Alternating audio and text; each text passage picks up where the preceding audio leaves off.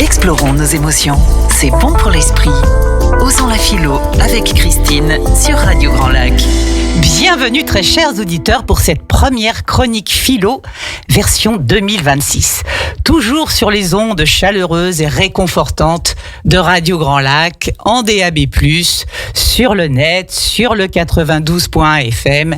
Et de ce point de vue, rien ne change et rien ne changera à l'aube de cette nouvelle année. Radio Grand Lac est en place et le restera. En revanche, qu'en sera-t-il pour nous, chacune et chacun? Que pouvons-nous espérer de cette nouvelle ligne de départ que constitue ce début d'année? À l'écoute du premier texte que j'ai choisi, texte de Marie Robert, philosophe dont vous savez qu'elle est source d'inspiration pour moi, philosophe contemporaine, dont je vous fais la lecture déjà maintenant depuis un peu plus d'un an, nous serons amenés à nous dire, cette fois-ci, que vouloir atteindre des objectifs n'est pas une fin en soi, que nos sempiternelles bonnes résolutions valent bien peu vis-à-vis de la promesse que l'on peut se faire à soi-même chaque jour de gagner en courage et donc en valeur. Voyons ce qu'en a écrit Marie Robert, donc, en lien avec ce texte que j'ai précisément choisi pour ce début d'année, qui reste et restera, comme je vous l'ai dit, une inspirante source de réflexion pour moi.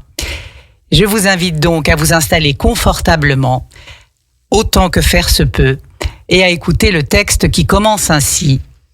Ceci est une promesse. Ceci est une promesse. Qu'est-ce que je vise en 2026 ? Ce matin, j'ai lu cette question 3 fois dans mon fil Instagram. Que répondre ?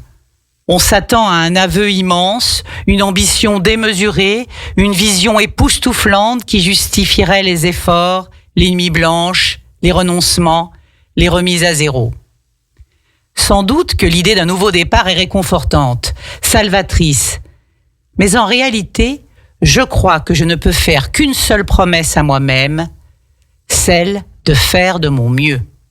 Pas plus, pas moins. Juste ça. Vraiment, faire de mon mieux. Cette phrase à elle seule contient une vision déjà bien suffisante. Car faire de son mieux suppose une vigilance quotidienne, une conscience de ce qui nous est offert. Ce n'est pas la perfection, ce tyran qui nous asphyxie. C'est plutôt l'honnêteté avec soi-même.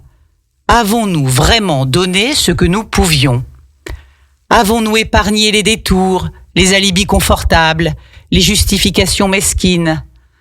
Avons-nous osé malgré les peurs ?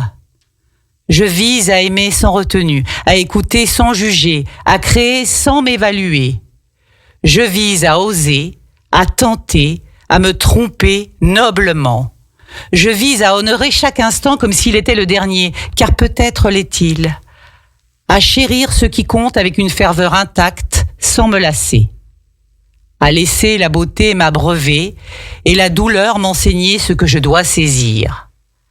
À rester vivante, palpitante, révoltée face aux absurdités, mais confiante en la beauté enfouie. Faire de son mieux en 2026, c'est accepter l'imperfection de nos trajectoires et les aimer précisément pour ça. C'est renoncer au regard d'un observateur lointain et distancé pour, comme toujours, plonger nos mains dans le cambouis de l'être.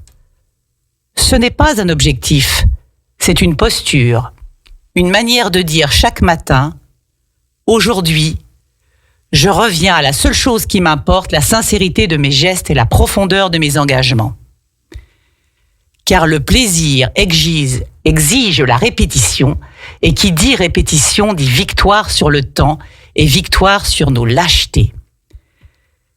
Je répète cette dernière phrase qui est la conclusion de ce texte, qui n'est pas de Marie Robert, mais d'Olivia Rosenthal, romancière française, dramaturge et performeuse française, qui dit donc en substance « Car le plaisir exige la répétition, et qui dit répétition dit victoire sur le temps et victoire sur nos lâchetés. » Je vous souhaite, comme Olivia Rosenthal, comme Marie Robert, de faire de votre mieux. Ainsi se termine donc le premier texte que j'ai sélectionné aujourd'hui avec soin et qui fait finalement que nous nous posons une question toute simple à la lecture et à l'écoute de ce texte. Vouloir atteindre des objectifs n'est pas une fin en soi. Et nos sempiternelles bonnes résolutions valent bien peu par rapport à la promesse que l'on peut se faire chaque jour de gagner en courage et donc en valeur. Ainsi, nous allons aborder le second texte qui dit lui très clairement comment nous pouvons aborder précisément et concrètement cette notion de faire de son mieux. Tout naturellement, nous pouvons réfléchir quotidiennement à comment devenir la meilleure version de nous-mêmes. C'est un challenge, certes, en mettant de côté performance et objectifs au profit, pourquoi pas, de l'empathie. Le texte commence ainsi. Ceci est une prière. Ceci est une prière. Hier midi, dans un restaurant, j'ai observé une scène somme toute assez banale qui m'a pourtant profondément émue. Une jeune serveuse avait fait tomber en plein coup de feu tout un panier à couverts. Des cuillères se sont mises à voler un peu partout, des fourchettes à glisser sous les tables. Elle était gênée, stressée, embarrassée par sa maladresse et sans doute par le fait de déranger les clients, de retarder le service et d'ajouter une tâche à l'équipe. Elle a commencé à bredouiller quelques mots d'excuses en se penchant pour ramasser. C'est alors qu'une première femme s'est levée pour l'aider, puis une seconde, puis en quelques minutes, tout le restaurant ramassait des fourchettes, des cuillères et des couteaux, quelqu'un proposant même d'aller faire la plonge. En 5 minutes à peine, l'incident était non seulement réparé, mais une étrange joie avait envahi l'espace. Ce n'était rien. Vraiment rien, un geste infime, dérisoire, mais pourtant, c'était bouleversant. Nous étions capables de ça, capables de nous lever, de nous unir, d'aider. C'est ce qui me traverse ce matin. Nous sommes chaque jour un peu plus incités à en croire à la fin du monde, en l'ultime fêlure de notre vivre ensemble. Mais il me semble qu'il est de notre devoir d'infléchir le sort. Comment allons-nous réparer ce monde ? Comment allons-nous apprendre à vivre avec nos empêchements, nos désaccords, nos abandons, nos blessures, nos défaillances ? Comment allons-nous observer ce qui est cassé pour en prendre encore plus soin ? Comment allons-nous nous relever ?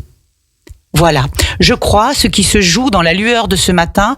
Soyons celui qui se lève pour aider, ramasser, aimer, encourager. Soyons de ceux qui se lèvent pour rassembler, proposer, contenir, solidifier, agir.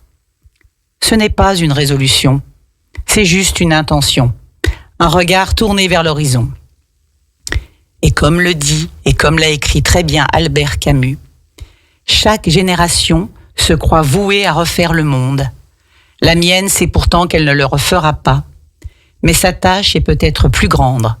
Elle consiste à empêcher que le monde ne se défasse. Elle consiste à empêcher que le monde ne se défasse. Albert Camus. Je nous souhaite, en 2026, comme Marie-Robert, comme Albert Camus, de ramasser les couverts. Belle conclusion pour nous tous en ce début d'année, où j'ai tendance à vouloir vous encourager humblement à vous lever, à aider, à aimer, à encourager, à proposer des solutions. C'est certainement la meilleure façon d'avancer. Et c'est d'ailleurs de cette façon que fonctionne Radio Grand Lac. Cette énergie constructive qui l'habite permet que chacun, chacune ici trouve sa place et poursuive dans le partage et la richesse des thématiques proposées. Cet après-midi, par exemple, nous allons le voir, les jours suivants, les semaines et mois à venir, à être ensemble dans le grand bain de la vie locale. Vous retrouverez donc à 13h La Nature et vous, avec Sandrine. À 17h, l'émission IMO, Les Murmures du Lac, avec Romain. Et enfin, à 18h, l'incontournable rendez-vous sportif 9, 2, 1, partez. Donc, conclusion du jour, soyons celui qui aide, qui aime, qui encourage pour cette année 2026, la meilleure version de nous-mêmes. À très bientôt les amis. Radio Grand Lac vous adresse ses meilleurs vœux pour 2026. Une année locale, humaine et pleine de belles ondes à partager.